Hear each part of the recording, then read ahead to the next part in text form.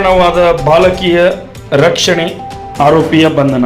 ಮಹಿಳಾ ಪೊಲೀಸ್ ಠಾಣೆ Vijayapura CR number 60/2025 ಕಲಂ 137 ಸಬ್ ಕ್ಲಾಸ್ 2 BSN ನೇದರಲ್ಲಿ ಅಪಹೃತ ಬಾಲಕಿಯನ್ನು ವಿಜಯಪುರ ಪೊಲೀಸ್ ವರಿಷ್ಠಾಧಿಕಾರಿಗಳಾದ ಲಕ್ಷ್ಮಣ್ ನಿಂಬರ್ಗಿ ಅವರ ಮಾರ್ಗದರ್ಶನದಲ್ಲಿ DSP ಬಸವರಾಜ್ ಎಳೆಗಾರ್ ಅವರ ನೇತೃತ್ವದಲ್ಲಿ ಮಹಿಳಾ ಪೊಲೀಸ್ ಠಾಣೆಯ PI ರವರಾದ ಜೈವಂತ್ ದುಲಾರಿ ಮತ್ತು ಸಿಬ್ಬಂದಿ ಜನರಾದ SD ಕೊರಬು, HC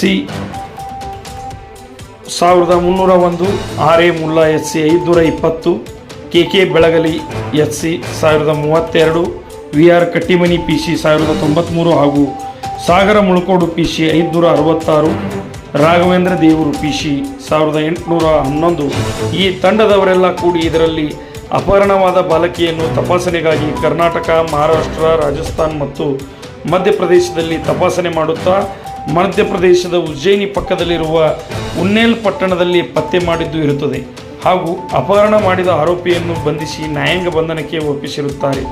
ಸದರಿ ಮಹಿಳಾ ವಿಜಯಪುರ ಪೊಲೀಸ್ ಠಾಣೆಯ ಪೊಲೀಸರು ಪ್ರಕರಣವನ್ನು ಭೇದಿಸುವಲ್ಲಿ ಸಫಲರಾಗಿರುತ್ತಾರೆ.